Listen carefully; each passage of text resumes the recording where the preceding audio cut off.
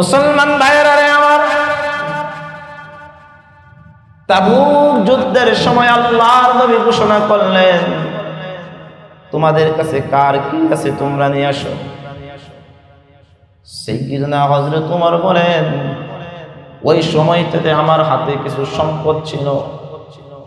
হযরত ওমরের দিলের মধ্যে তামান্না ছিল, আমি কিভাবে আবু বকরের চাইতে বেশি যাব, আমি কিভাবে আবু বকরের চাইতে বেশি আমল করতে পারি, এই তামান্না সবসময় ওমরের দিলের ভিতরে ছিল।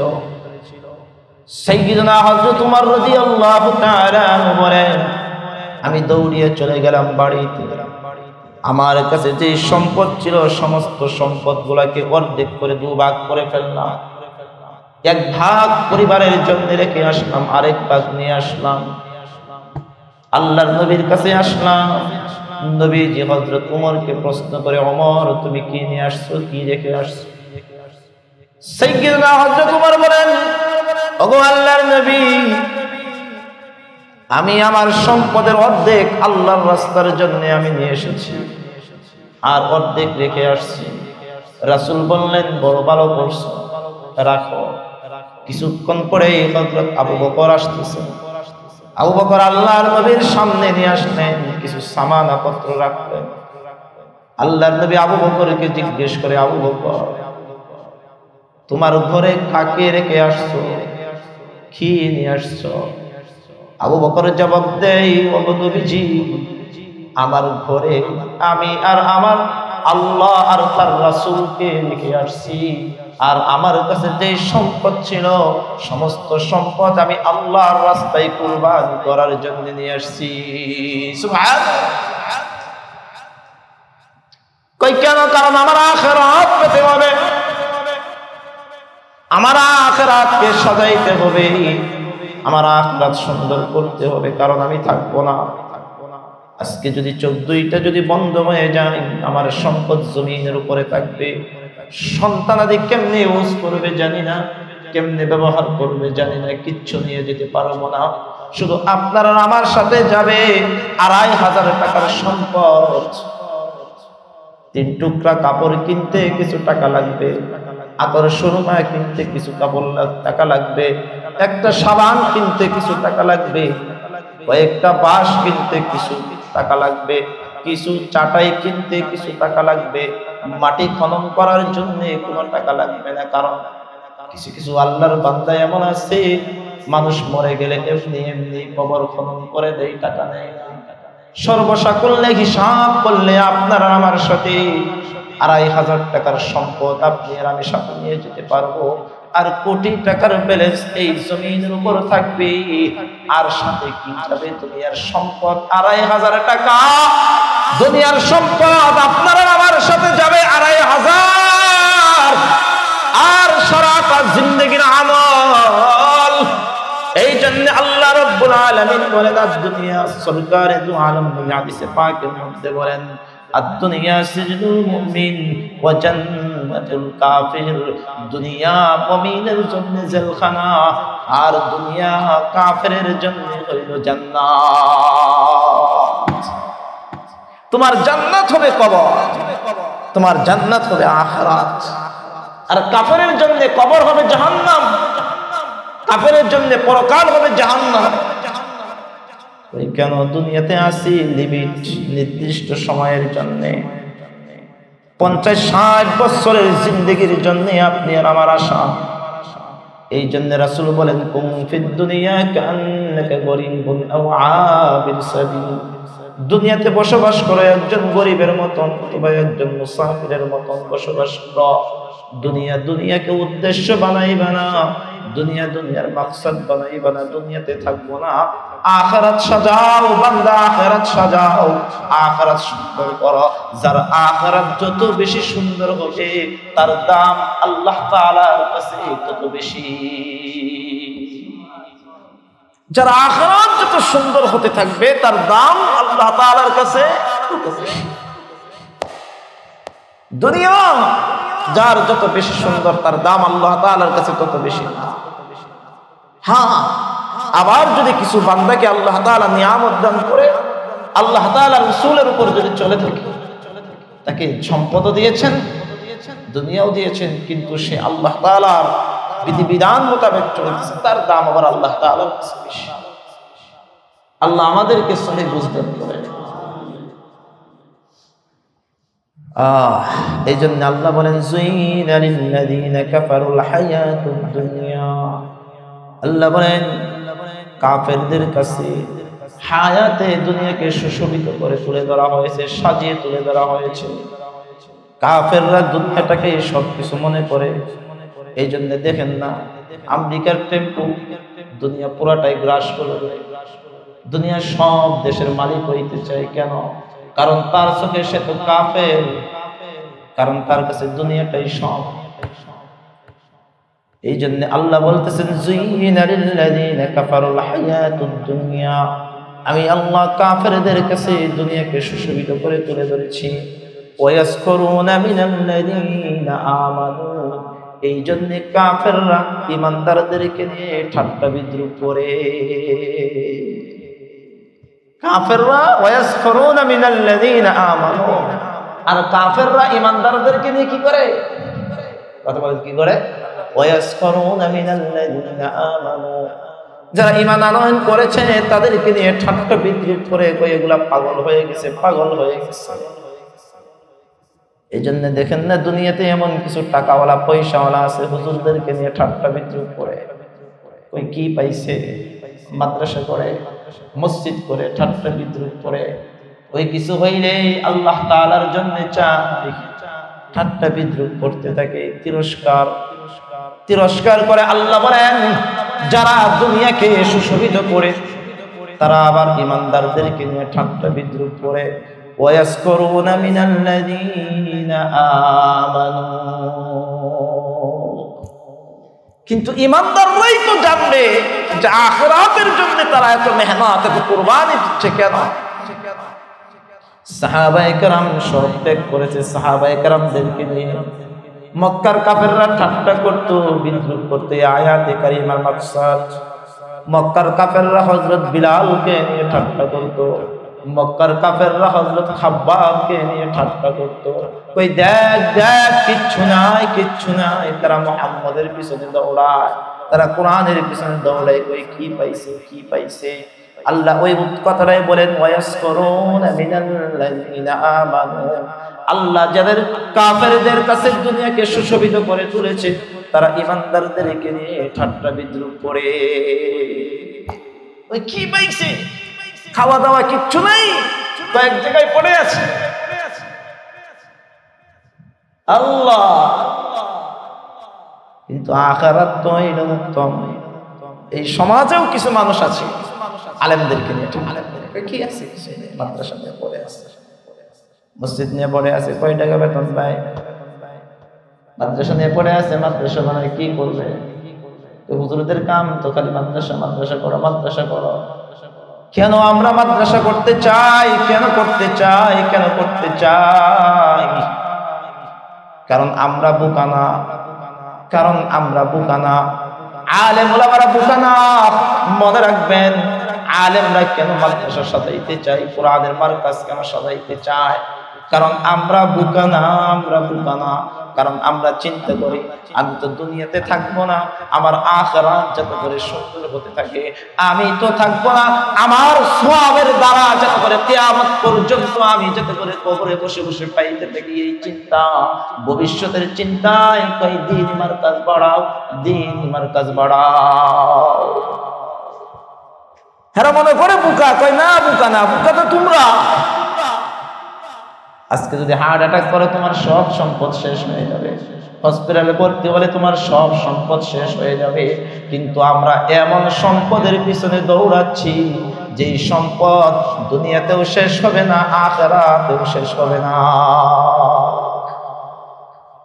কখনোই শেষ হবে না। এই সপ্তাহে, গত সোমবার আমি আলহামদুলিল্লাহ ঢাকাতে মাদ্রাসা স্থায়ী জায়গা করার জন্য, আপনারা অনেকেই জানেন, প্রায় 35 লক্ষ টাকার একটা মূল্য ধার্য করে জায়গার জন্য, স্থায়ী জায়গা করার জন্য আমি বাইনা করে ফেলেছি। আলহামদুলিল্লাহ বাইনা করেছি কি দিয়ে? আমার নিজের জানমাল দিয়ে।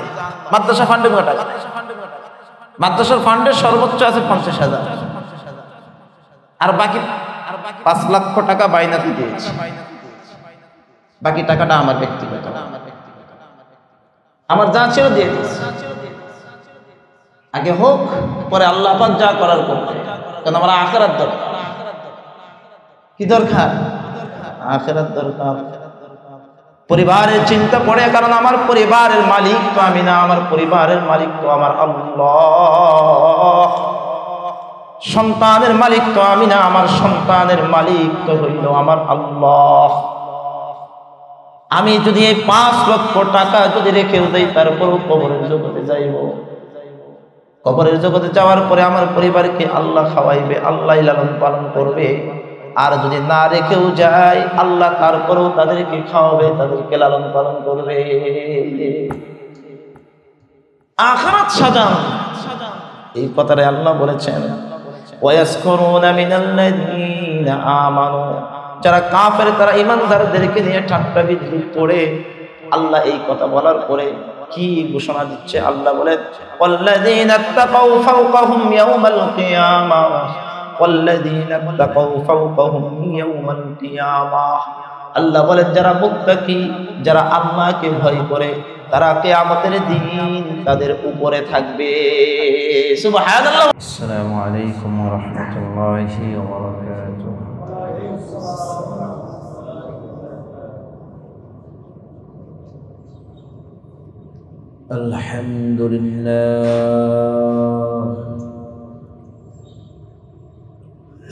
الحمد لله وكفى وسلام على عباده الذين اصطفى.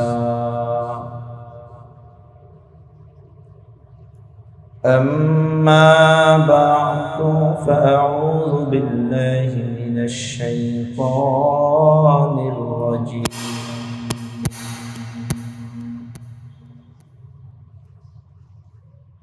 بسم الله الرحمن الرحيم.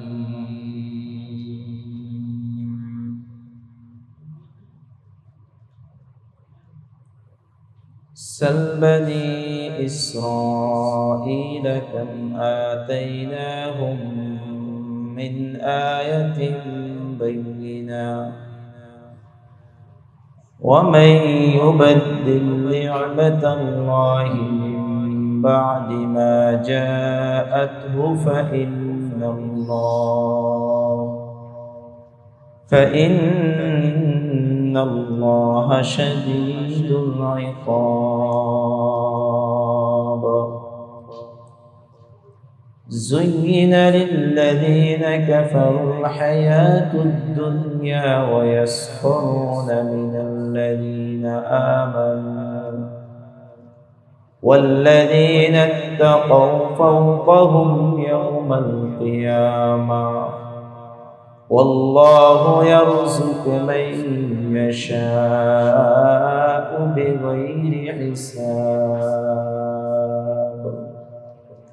بارك الله لنا ولكم في القرآن العظيم ونفعنا وإياكم بالآيات والذكر الحكيم.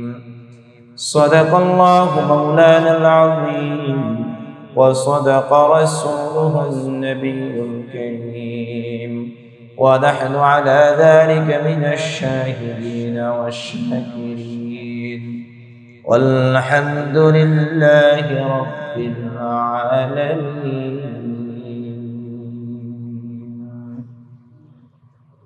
محبة الشتيم تغفل إبراهيم. اللهم صل على محمد وعلى آل محمد كما صليت على إبراهيم وعلى آل إبراهيم إنك حميد مجيد. اللهم بارك على محمد وعلى آل محمد كما باركت على إبراهيم وعلى آل إبراهيم إنك حميد مجيد سبحانك لا علم لنا إلا ما علمتنا إنك أنت العليم الحكيم رب زدني علما رب زدني علما رب زدني علما رب يسر ولا تعسر وتمم بالخير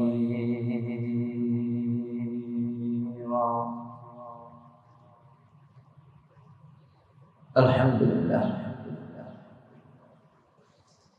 অসংখ্য শুকর ও সুজুদ সেই মহান মালিকের কুদরতি দরবারে যিনি অত্যন্ত দয়া করে মায়া করে সালাতুল ইশা বা জামাআত আদায় করার পর দুনিয়ার হাজারো ব্যস্ততা থেকে মুক্ত করে যিনি আপনাকে আমাকে পৃথিবীর সর্বোৎকৃষ্ট মাজলিসে বসার সুযোগ করে দিয়েছেন কোরআন হাদিসের আলোকে কোরআনের কিছু কথা বলা এবং শোনার তৌফিক দান করেছেন সেজন্য সেই মহান মালিকের কুদরতি দরবারে জবান খুলে কালিমাতুশ শুকরিয়া আদায় করি বলি আলহামদুলিল্লাহ।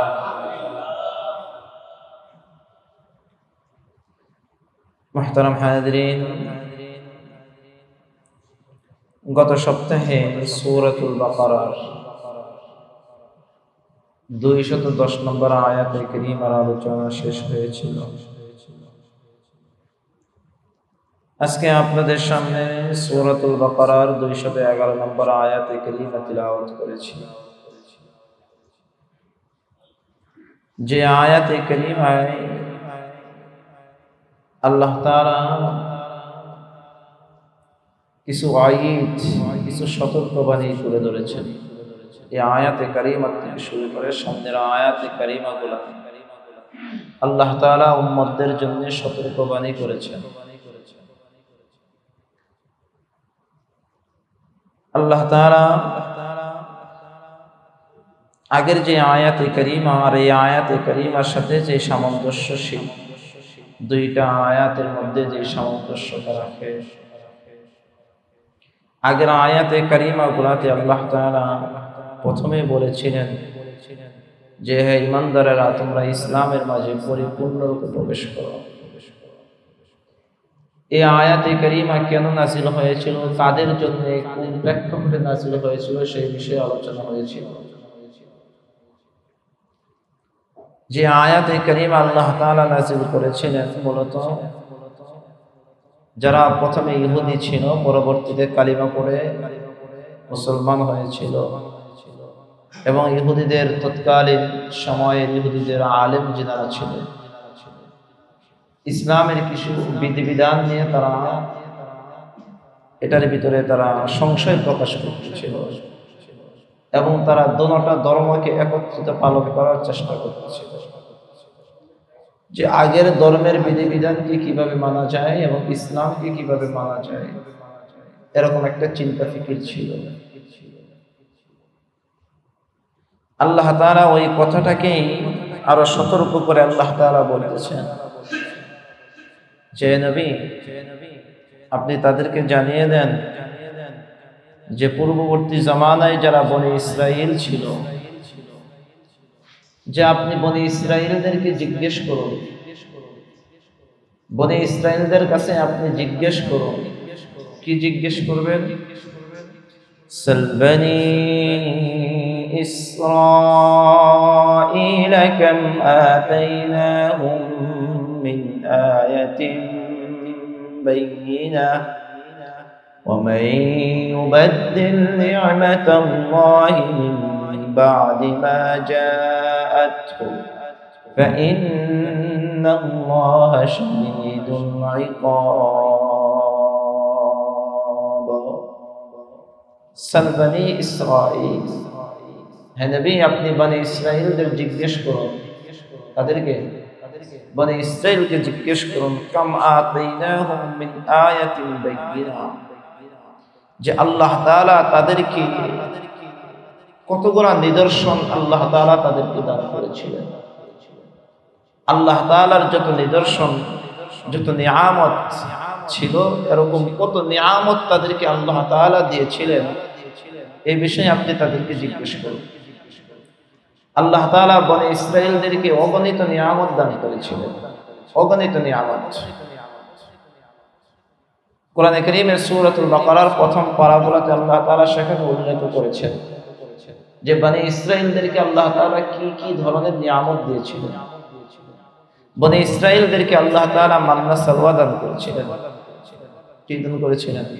যতগুলো নিয়ামত দিয়েছিলেন তার মধ্যে একটা ছিল কি? মান্না। وَأَنزَلْنَا عَلَيْكُمُ الْمَنَّ وَالسَّلْوَىٰ كُلُوا مِن طَيِّبَاتِ مَا رَزَقْنَاكُمْ। আল্লাহ বলেন যে আমি তাদেরকে মান্না সালওয়া দান করেছি। মান্না সালওয়া কি? এটা জান্নাতি একটা খাবার ছিল। সকাল সন্ধ্যা আল্লাহ তাআলা তাদের জন্য জমিনের উপর অবতরণ করতেন আর তারা সেখান থেকে আহার করতেন। সুবহানাল্লাহ। আপনি চিন্তা করে দেখেন,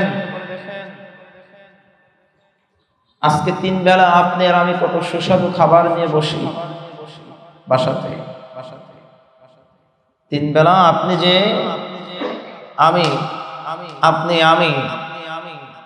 আমাদের পরিবারকে সাথে নিয়ে 3 বেলা কত সুস্বাদু খাবার খাচ্ছি।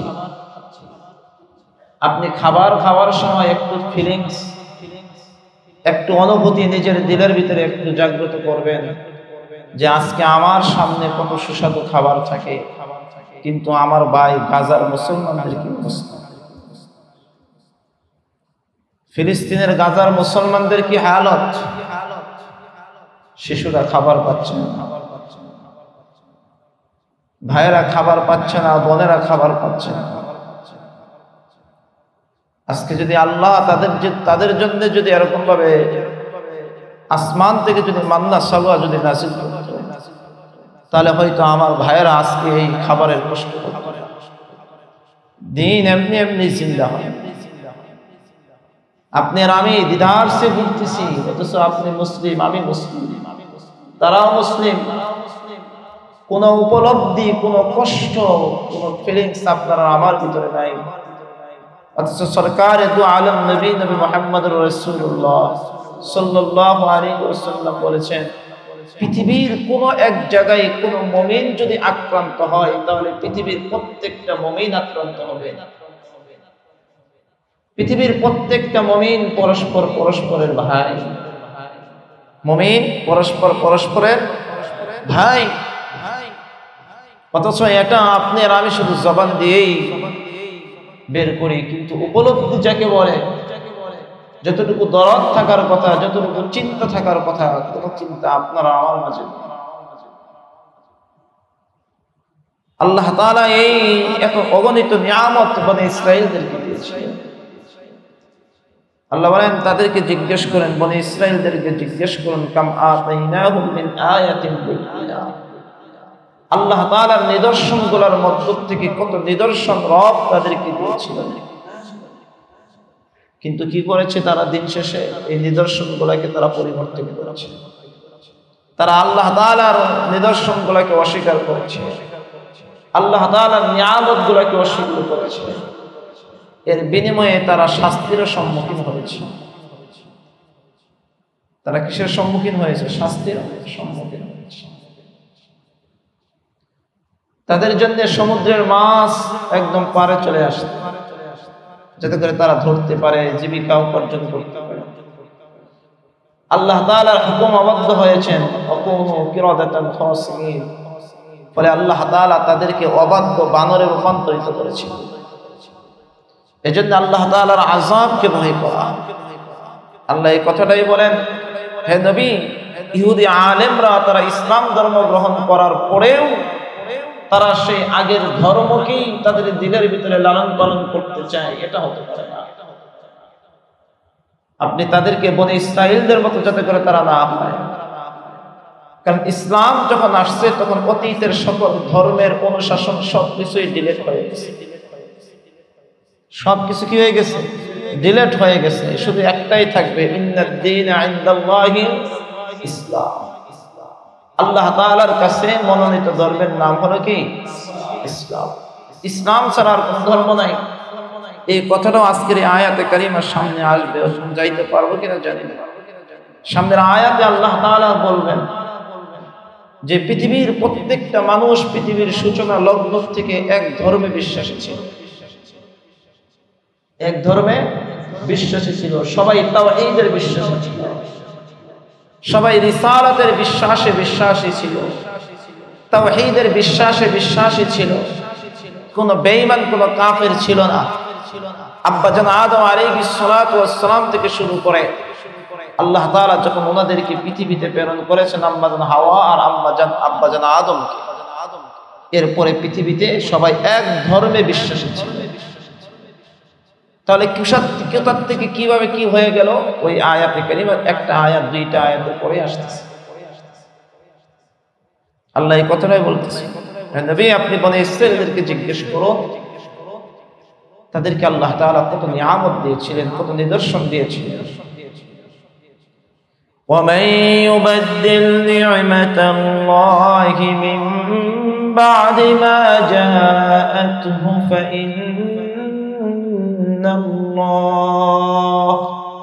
فإن الله شديد العقاب।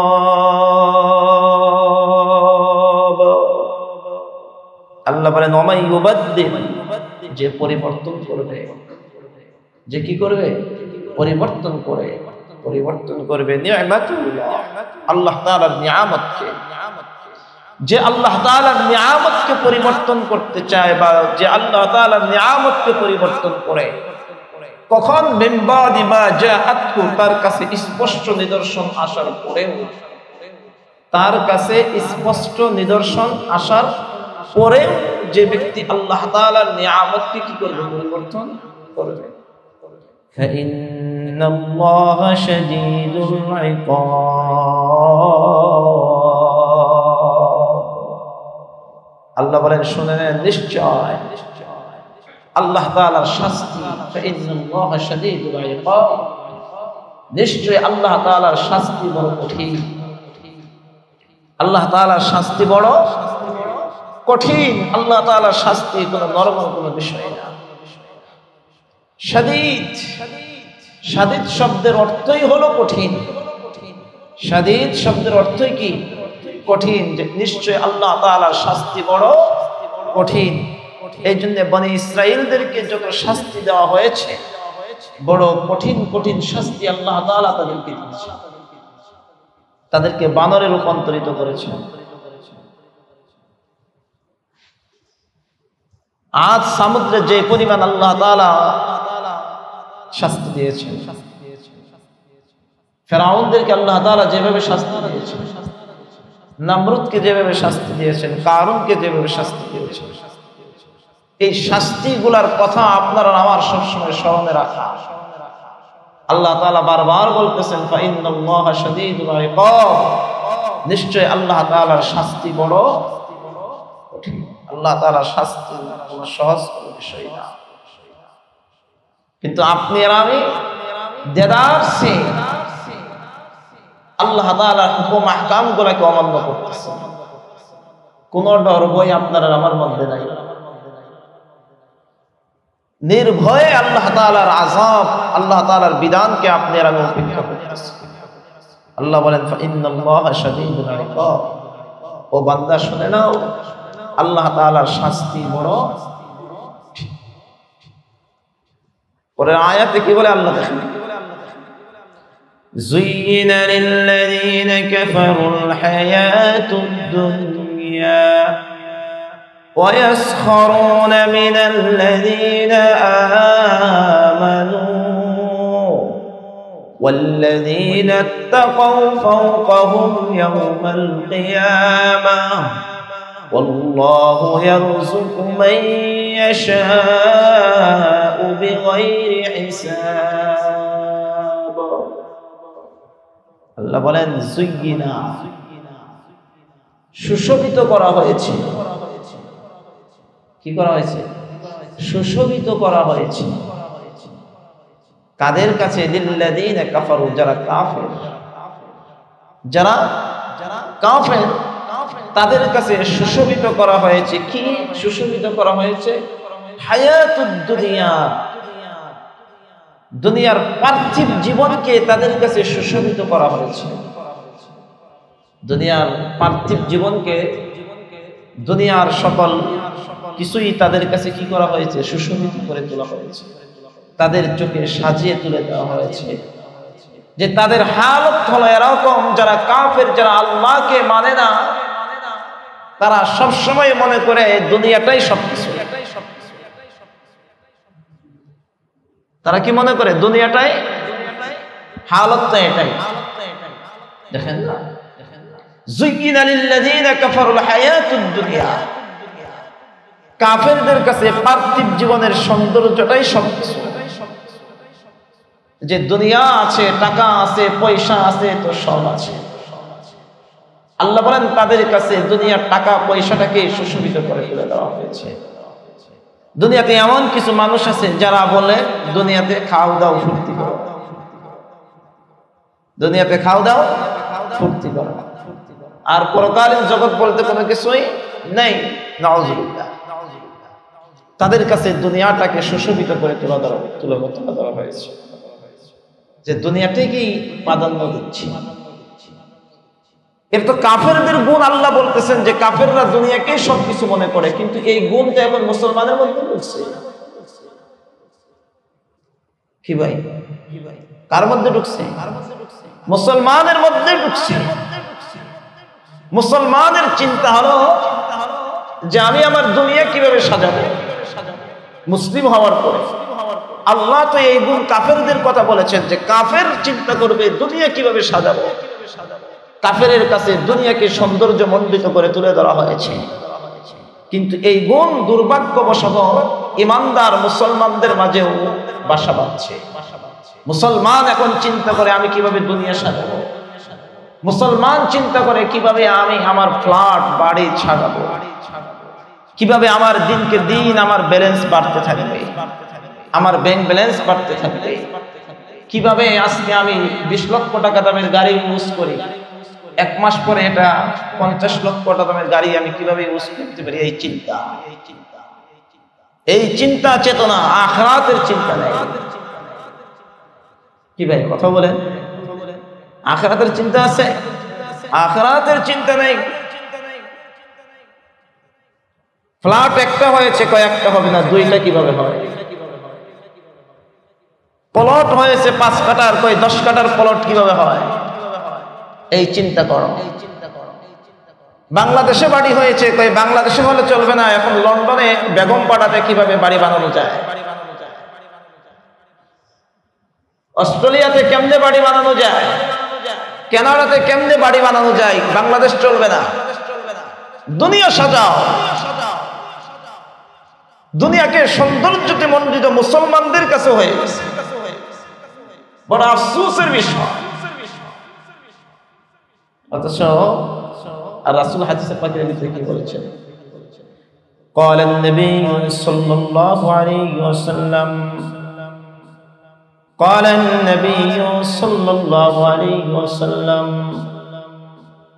الدنيا سجن المؤمن الدنيا سجن المؤمن وجنة الكافر।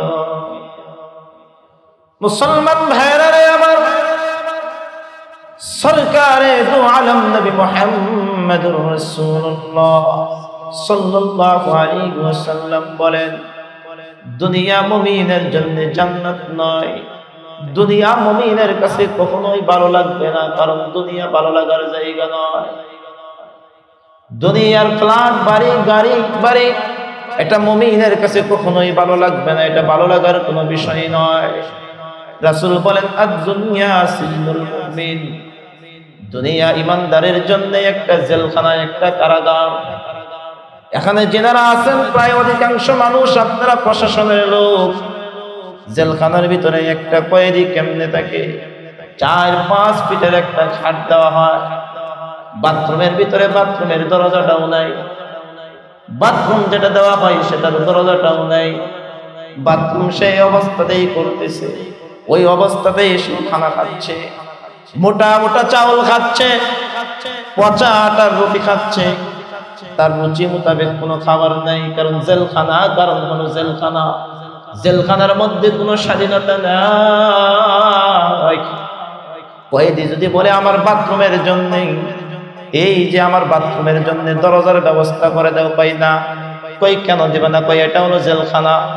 কয়েদি যদি বলে আমার রুমের মধ্যে একটা এসি ফিট করে দাও, কই না দেওয়া যাবে না, কই কেন, কারণ এটা হলো জেলখানা। আর দুনিয়া সিজনুল মুমিন, আল্লাহর রাসূল বলেন মুমিনের জন্য দুনিয়াটাও হইল জেলখানা। মুমিন এই দুনিয়াতে আরাম করবে না, মুমিন এই দুনিয়াতে কষ্ট করবে। কেন করবে? আল্লাহকে পাওয়ার জন্য করবে। ওয়া জান্নাতুল কাফির, আল্লাহ বলেন আর এই দুনিয়াটা হলো জান্নাত কাফেরের জন্য। এই দুনিয়াটা হইল জান্নাত কাফেরের জন্য, মুমিনের জন্য নয়। এই জন্য আল্লাহ বলেন কাফেরের জন্য আমি আল্লাহ দুনিয়াটা তার চোখের কাছে সুশোভিত করে তুলে ধরেছি, মুমিনের জন্য নয়। কিন্তু আফসোস, আপনারা আমার কাছে দুনিয়া বড় সুন্দর, দুনিয়া বড় সুন্দর হয়ে গেছে। যদি বলি আখিরাত কেমন, না পিছনে আসে, পিছনে আসে ব্যাক করে। অথচ আল্লাহ রাব্বুল আলামিন কোরআনে কারীমের মধ্যে সূরাতুল আলার মধ্যে ঘোষণা দিয়েছেন ওয়াল আখিরাতু খায়রুন ওয়া আবকা। আল্লাহ বলেন আখিরাত উত্তম, যদি এটা বাকি রয়েছে, যদি এটা পরে আসবে। আল্লাহ বলেন আখিরাত উত্তম, দুনিয়া উত্তম নয়। ওয়াল আখিরাতু খায়রুন ওয়া আবকা ইন্না হাযা লাফিস সুহুফিল উলা সুহুফি ইব্রাহিম ওয়া মূসা। আল্লাহ রাব্বুল আলামিন বলেন আমি আল্লাহ এই কথাটা শুধু যে তোমাদের কোরআনের মধ্যে বলে দিয়েছি বিষয়টা এমন নয়। আখিরাত উত্তম, দুনিয়া উত্তম নয়, এই কথাটা যে আমি শুধু কোরআনের মধ্যে বলেছি বিষয়টা এমন নয়। আল্লাহ বলেন তোমাদের পূর্ববর্তী যত নবী আম্বিয়া کرام আমি এই পৃথিবীতে প্রেরণ করেছি, প্রতিটা নবী রাসূলদেরকে যত কিতাবাদি আমি দান করেছি, প্রত্যেকটা কিতাবের মধ্যে আমি সবাইকে শুনিয়ে দিয়েছি, জানিয়ে দিয়েছি আমার উম্মতরা জেনে নাও ওয়াল আখিরাতু খায়রুন ওয়া আবকা, আখিরাত উত্তম, দুনিয়া উত্তম নয়। ইন্না হাযা লাফিস সুহুফিল উলা সুহুফি ইব্রাহিম ওয়া মূসা। আমি ইব্রাহিম আর মূসার সহিফার ভিতরেও এই কথাটা উল্লেখ করেছি যে আখিরাত উত্তম। বলেন কি উত্তম? আখিরাত উত্তম। দুনিয়া ভালো লাগবে কাফেরের কাছে, মুমিনের কাছে না। দুনিয়ার সম্পদ ভালো লাগবে কাফেরের কাছে, মুমিনের কাছে না। বলেন কার কাছে লাগবে? কাফেরের কাছে, মুমিনের কাছে না। মুমিনকে আল্লাহ যদি দুনিয়ার সম্পদ যদি দিয়েও দেয়, তাহলে মুমিন এই সম্পদ দিয়ে আখিরাত কামাবে। মুমিন এই সম্পদ দিয়ে কি কামাবে? আখিরাত কামাবে। যেরকম ভাবে আল্লাহ তাআলা হযরত উসমানকে সম্পদশালী বানিয়েছিলেন, টাকা পয়সা দিয়েছিলেন, কিন্তু হযরত উসমান আখিরাত কামাইছেন।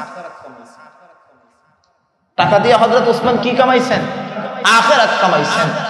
সাইয়্যিদুনা হযরত আবু বকর সিদ্দিক রাদিয়াল্লাহু তাআলা কে আল্লাহ টাকা পয়সা দিয়েছিলেন, কিন্তু হযরত আবু বকর টাকা পয়সা দিয়ে আখিরাত কামাইছেন। কি কামাইছেন? আখিরাত কামাইছেন। আল্লাহ তাআলা কিছু কিছু সাহাবীদেরকে দুনিয়ার সম্পদ, টাকা পয়সা দিয়েছিলেন, কিন্তু তারা এর বিনিময়ে কি করেছেন? আখিরাত করেছেন। টাকা দেওয়া, টাকা আসা, এটা দূষণীয় না। আল্লাহ যাকে ইচ্ছা তাকে দিবে, যাকে ইচ্ছা তাকে দিবে না। তবে আমি টাকার মালিক হওয়ার পরে আমি যাতে করে টাকার দ্বারা আখিরাত কামাইতে পারি। কি কামাইতে পারি?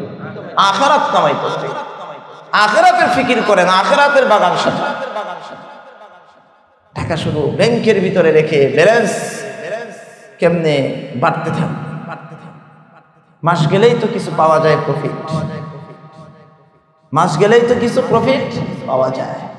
কি সুন্দর, 6 মাস অন্তর অন্তর তো কিছু পাওয়া যায়। এটা কে দিবে? এই জন্য খালি ব্যালেন্স কিভাবে বাড়তে থাকবে এই চিন্তা ফিকির না। আপনি আপনার টাকা হবে আখিরাত কামাবেন। আখিরাত কিভাবে আপনি কামাবেন এটা চিন্তা করেন। আপনি দুনিয়াতে সর্বোচ্চ বাড়ি করলে কি করবেন? ঘরে বাইরে পিছনে টাইলস করে বা মার্বেল পাথর দিয়ে আপনি সাজাইতে পারবেন, ডুপ্লেসিস বাড়ি করবেন, অথবা এর চাইতেও আপনি আরো আধুনিক কোনো কিছু করবেন, কিন্তু পুরা বাড়ি স্বর্ণ দিয়ে বানাইতে পারবেন। ঘরে বাহিরে সব জায়গায় স্বর্ণে ইউজ করতে পারবেন, সম্ভব হবে না। এত ক্ষমতা, এত সম্পদশালী আবার হয়ে সাজে। কিন্তু আল্লাহ বলেন, বান্দারে তুমি দুনিয়াতে একটু মার্বেল পাথর দিয়ে বাড়ি সাজানোর জন্য সর্বোচ্চ এটা তুমি এত কিছু করতেছো, আখিরাত নষ্ট করে দিতেছো। আর আমি আল্লাহ তোমার জন্য আখিরাতে জান্নাতের বাড়ি রেডি করে রেখে দিয়েছি। তোমার বাড়ি হবে স্বর্ণে, তোমার বাড়ি হবে কিসের? স্বর্ণে। কি আমার বাড়িটা 1 বিঘা জায়গার উপরে আমার বাড়ি। বাহ, কি ভাব, কি দিলের ভিতরে ফুর্তি। 1 বিঘা জায়গার উপরে তার বাড়ি। আল্লাহ বলেন, বান্দারে বান্দারে আমি আল্লাহ যাকে জান্নাত দেব, জান্নাতের ভিতরে মর্যাদার দিক দিয়ে যে সর্বনিম্ন হবে তাকে আমি যে জায়গাটা দেব জান্নাতের ভিতরে, তার জায়গাটার পরিমাণ হলো এই 10 দুনিয়ার সমপরিমাণ একটা জান্নাত আমি আল্লাহ বান্দাকে দেব। এই 10 দুনিয়ার সমপরিমাণ। তবে এটা কার জন্য? যে সর্বনিম্ন, তার জন্য। যে মর্যাদার দিক দিয়ে উপরে হবে তার কি হবে? মাঝে মাঝে যখন সফর করে আল্লাহ আকুল কেনারা খুঁজে পাওয়া যায় না, আল্লাহর কাছে তো মাঝে মাঝে বলি যে আল্লাহ 10 দুনিয়ার সমপরিমাণ দিবা, এত দিয়ে কি করবো? জান্নাত দিও, কোনরকম ভাবে জান্নাতে দিও। 10 দুনিয়ার সমপরিমাণ জায়গা আল্লাহ। আপনার আমার কল্পনার বাইরে, মাথা ধরবে না, কোনো ক্যালকুলেশন কাজ হবে না। কিন্তু পৃথিবী ভ্রমণ করে দেখেন যে আল্লাহ জায়গা রেখে দিয়েছেন। এই পৃথিবীর উপরে আল্লাহ তাআলা কি রেখেছেন আল্লাহ পাকই ভালো জানেন। এক একজনকে 10 দুনিয়া সমপরিমাণ তার জন্য জায়গা বরাদ্দ করেছেন। আর তুমি 1 বিঘা জায়গার উপরে বাড়ি হলেই তোমার বাহাদুরিকে দেখে, তোমার বাহাদুরিকে দেখে যে আমার বাড়িটা 1 বিঘা, আমার বাড়িটা ডুপ্লেসিস, আমার বাড়িটা কানাডায় বেগমপাড়ায়, আমার বাড়িটা কোথায় যেন কই লন্ডনে, আমেরিকা, কত কিছু বলেন। আমেরিকা কার? আমেরিকা কার? কানাডা কার? লন্ডন কার? বাংলাদেশ কার? মধ্যপ্রাচ্য কার? এই পৃথিবীটা কার? ওয়ালিল্লাহি মুলকুস সামাওয়াতি ওয়াল আরদ ওয়ালিল্লাহি মুলকুস সামাওয়াতি ওয়াল আরদ। আল্লাহ বলেন আসমান আর জমিনের মধ্যে যা আছে সব কার জন্য? আল্লাহর জন্য। সব কিছুর মালিক কে? ভাই জবান খোলেন না, কে? সিদ্ধেশ্বরী এলাকায় একটা প্লট থাকলে, একটা ফ্ল্যাট থাকলে কত আপনার আমার ভিতরে ভাব চলে আসে। কই আপনাকে তো সিদ্ধেশ্বরী এলাকায় তো আজীবন রাখবে না, আপনার জায়গা তো মাটির নিচেই হবে। তাহলে আপনার চোখে কেন এই দুনিয়া ভালো লাগে? আপনার চোখে কেন এই দুনিয়া ভালো লাগে? অথচ আপনি তো মুমিন। আপনার কাছে দুনিয়া ভালো লাগবে এই জন্য তো আল্লাহ আপনাকে বানাই নাই। আপনার কাছে দুনিয়া ভালো লাগবে না, আপনার কাছে আখিরাত ভালো লাগবে, তাহলে আপনি মুমিন। দুনিয়া হলো কোন রকম ভাবে চলে ফিরে যাইতে পারলেই চলে, এবং এতটুকু সম্পদ যে আমি চলে যাওয়ার পরে আমার সন্তানাদি, আমার পরিবার যাতে করে অন্যজনের দ্বারস্থ না হয়, অন্যজনের দ্বারস্থ না। আল্লাহ কি সুন্দর ঘোষণা দিলেন, ওয়াল্লাযীনা তাকাউ ফাওকাহুম ইয়াওমাল কিয়ামাহ, যারা ঈমানদার, যারা মুত্তাকি, কিয়ামতের দিন তারা কাফেরদের উপরে আল্লাহ তাআলা তাদেরকে রাখবেন, কাফেররা তাদের নিচে থাকবে। কারণ আখিরাত শুরু হবে, কখনো শেষ হবে না। আল্লাহ পাকের স্পষ্ট ঘোষণা, ওয়াল্লাযীনা তাকাউ ফাওকাহুম ইয়াওমাল কিয়ামাহ, যারা মুত্তাকি আল্লাহ তাআলা কিয়ামতের দিন তাদেরকে উপরে রাখবে না নিচে? উপরে রাখবে। কাফেরদের চাইতে উপরে রাখবে। তাদের মর্যাদা হবে উপরে, তাদের স্থান হবে উপরে। সেদিন কিয়ামতের দিন তারা তাদেরকে ডেকে ডেকে বলবে, দুনিয়াতে আমাকে নিয়ে মশকরি করছিলা, দুনিয়াতে আমাকে নিয়ে মশকরি করেছিলে, ঠাট্টা বিদ্রুপ করেছিলে, দেখো আজকে তুমি কোথায়, আমি কোথায়। আল্লাহ বলেন, এই কথাটাই বলেন যারা ঈমানদার, যারা দুনিয়াতে আল্লাহকে ভয় করে চলে। ফাওকাহুম ইয়াওমাল কিয়ামাহ, কিয়ামতের দিন তাদের জায়গা হবে তাদের উপরে। ফাওকাহুম ইয়াওমাল কিয়ামাহ। মুত্তাকির দাম আছে না নাই? ঈমানের দাম আছে না নাই? والذين اتقوا فوقهم يوم القيامة والله يرزق من يشاء بغير حساب। আল্লাহ রাব্বুল আলামিন বলেন, আল্লাহ ইয়ারযুকু মান ইয়াশাউ বিগাইরি হিসাব। আল্লাহ যাকে ইচ্ছা আল্লাহ তাকে রিজিক দান করেন, আল্লাহ যাকে ইচ্ছা তাকে সম্মান দান করেন, আল্লাহ যাকে ইচ্ছা তাকে সুস্থ রাখেন, আল্লাহ যাকে ইচ্ছা তাকে ধনী বানান, আল্লাহ যাকে ইচ্ছা তাকে গরিব বানান। দুনিয়ার কেউ কোনো কিছু দিয়ে হতে পারে না। কষ্টের বদৌলতে ধনী হওয়া যায় না, কষ্টের বদৌলতে রিজিক পাওয়া যায় না। বলেন রিজিকের মালিক কে? আর জবান খুলে বলেন কে? আল্লাহ বলেন, আল্লাহু ইয়ারযুকু মান ইয়াশাউ বিগাইরি হিসাব। আল্লাহ বলেন, আল্লাহ যাকে ইচ্ছা তাকে অগণিত রিজিক দান করেন, বিগাইরি হিসাব, বিগাইরি হিসাব রিজিক দান করেন। অগণিত রিজিক আল্লাহ তাদেরকে দান করে, যাকে ইচ্ছা তাকে আল্লাহ রিজিক দান করে। অন্য আয়াতে কারিমায় আল্লাহ পাক বলেছেন, وَمَن يَتَّقِ اللَّهَ يَجْعَلْ لَهُ مَخْرَجًا وَيَرْزُقْهُ مِنْ حَيْثُ لَا يَحْتَسِبُ وَمَن يَتَّقِ اللَّهَ يَجْعَلْ لَهُ مَخْرَجًا وَيَرْزُقْهُ مِنْ حَيْثُ لَا يَحْتَسِبُ। আল্লাহ বলেন, আমি কাদেরকে অগণিত রিজিক দান করি। অন্য আয়াতে কারিমায় আল্লাহর ব্যাখ্যা দিয়েছেন, যারা আল্লাহকে ভয় করে চলে। ওয়ামান ইয়াত্তাকিল্লাহ, আল্লাহ বলেন যেই বান্দা আল্লাহকে ভয় করে করে চলবে, ওয়ামান ইয়াত্তাকিল্লাহ ইয়াজআল লাহু মাখরাজা, আল্লাহ বলেন আমি তার জন্য তার রাস্তাকে প্রশস্ত করে দেই, তার জন্য আমি রাস্তা খুলে দেই। ওয়ায়ারযুকহু মিন হাইসু লা ইয়াহতাসিব, আমি আল্লাহ এমন জায়গা থেকে তার জন্য রিজিকের ব্যবস্থা করে দেই যে জায়গা, যে অপশন বান্দার কল্পনার বাহিরে, বান্দার কল্পনার বাহিরে। যে আল্লাহকে ভয় করে করে চলে তার জন্য অপশন খুলে যায়, রাস্তা ওপেন করে দেওয়া হয়। তার জন্য একটা রাস্তা বন্ধ হয়, আল্লাহ 10টা রাস্তা খুলে। কারণ সবকিছুর মালিক কে? আল্লাহ। আপনি যতক্ষণ আল্লাহকে ভয় করে চলে চলবেন, আল্লাহ আপনার জন্য রাস্তা খুলে দেবেন। আল্লাহ আপনার জন্য অগণিত রিজিক দান করবে, অগণিত রিজিক দান করবে। আলেম ওলামা বুজুর্গানে কেরাম যারা আছে, বলেন তাদের রিজিকের কি কোনো কষ্ট আছে? কোনো কষ্ট নেই, কোনো কষ্ট নাই। আল্লাহ তাদেরকে ভরপুর রিজিক দিচ্ছে। আপনারা আমার চাইতে তারা ভালো খাচ্ছে, ভালো করতেছে, সম্মানের সাথে খাচ্ছে, বেইজ্জতির সাথে খাচ্ছে না। কারণ রিজিকের মালিক কে? বলেন রিজিকের মালিক কে? আল্লাহ এই কথাটাই বলেন, আল্লাহু ইয়ারযুকু মান ইয়াশাউ বিগাইরি হিসাব। আল্লাহ যাকে ইচ্ছা তাকে অগণিত বিগাইরে হিসাব রিজিক দান করে। এই জন্য ভাই আসেন কথা লম্বা করব না, দুনিয়াকে লাথি মারি, দুনিয়াকে ছাড়েন,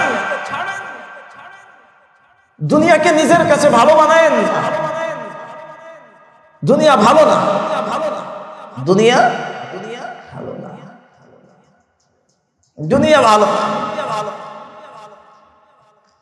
আল্লাহ দুনিয়ার থেকে যে নিজেকে হেফাজত করে করে দুনিয়ার থেকে নিজেকে বাঁচিয়ে বাঁচিয়ে যে নিজেকে চলতে পারবে সে হলো কামিয়াব। কারণ দুনিয়া চাইবে আপনাকে ঘাস করতে, দুনিয়া চাইবে যে তার ভিতরে আপনাকে লিপ্ত রাখতে। আপনার আমার কাজ হবে দুনিয়ার থেকে বেঁচে থাকা, আপনার আমার কাজ হলো নিজেকে দুনিয়ার থেকে বাঁচানো। এটা জ্ঞানীদের কাজ। কারণ আপনি আর আমি থাকবো, এটা তো নিশ্চিত, এটা তো মানেন। আপনি আর আমি থাকবো না, এটা নিশ্চিত। কবরের জগতে যেতে হবে, এটা নিশ্চিত। কবরের 3টা প্রশ্নের জবাবের সম্মুখীন হবে, এটা নিশ্চিত। আখিরাতে হিসাব দিতে হবে, নিশ্চিত। জান্নাত নিশ্চিত, জাহান্নাম নিশ্চিত। মিজানের দাঁড়িপাল্লা কায়েম হবে, নিশ্চিত। আমলনামা হয়তো ডান হাতে হয়তো বাম হাতে, নিশ্চিত। অনিশ্চিত কিচ্ছু নাই। অনিশ্চিত কোনটা জানেন? যতক্ষণ আপনি আর আমি দুনিয়াতে বেঁচে আছি এটা হলো অনিশ্চিত। কতক্ষণ বেঁচে আছি, যাবো এটাই তো নিশ্চিত। কখন যাই, এই কখন যাওয়াটা হলো অনিশ্চিত। যে 5 মিনিট আগেও যাইতে পারি, 5 মিনিট পরেও যেতে পারি, সময়টা অনিশ্চিত, কিন্তু যাওয়াটা নিশ্চিত। এবং যাইলেই হিসাবের সম্মুখীন, সওয়াল জবাবের সম্মুখীন, এটা নিশ্চিত। আল্লাহ আমাদের সবাইকে সহিহ বুঝাবেন। আল্লাহ রাসূল হাদিসের ভিতরে বলেছেন যে তোমরা দুনিয়ার পিছনে দৌড়াচ্ছ, আমাদেরকে দেখছো যে আল্লাহ তাআলার কাছে তোমাদের কাছে দুনিয়ার দাম অনেক বেশি, কিন্তু আল্লাহ তাআলার কাছে তো দাম নেই। আল্লাহ এই আয়াতের পরিপ্রেক্ষিতে হাদিস হলো রাসূল বলেছেন যে দুনিয়ার মূল্য যদি আল্লাহ তাআলার কাছে একটা মাছের ডানা সম পরিমাণও হইতো, তাহলে আল্লাহ তাআলা কাফেরদেরকে এই দুনিয়ার থেকে 1 গ্লাস পানিও পান করতে দিত না। 1 গ্লাস পানিও পান করতে দিত না আল্লাহ কাফেরদেরকে। কারণ যে আল্লাহকে ডাকবেন আল্লাহ তাকে কেন নিয়ামত দিবে? তাহলে এখন দিচ্ছে কেন? দাম নাই, পচা জিনিস ফালায় খাইতে থাকে। আপনি যদি বাসায় গিয়ে পচা একটা জিনিস যদি আপনার বাসার সামনে যদি ফেলে দেন, এখানে এসে যদি বিলাই যদি খায়, কুকুরে যদি খায়, বাধা দেবেন? বাধা দেবেন? বলেন বাধা দেবেন?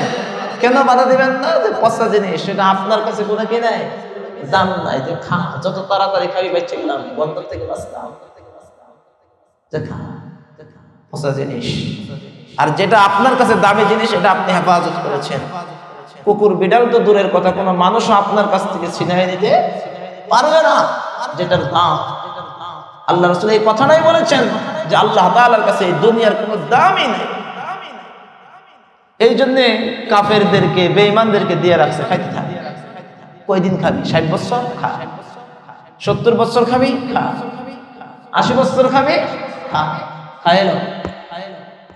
কিন্তু আমি আমার ইমানদারকে যখন খাওয়া শুরু করাবো, এটা আর কখনো শেষ হবে না। খালি শুরু হবে কিন্তু শেষ হবে না। আল্লাহ আমাদেরকে সহিহ বুঝদান করেন। আল্লাহ আমাদেরকে দুনিয়ার উপরে আখিরাতকে প্রাধান্য দিয়ে চলাফেরা করার তৌফিক দান করেন। ইস্তেগফার করি।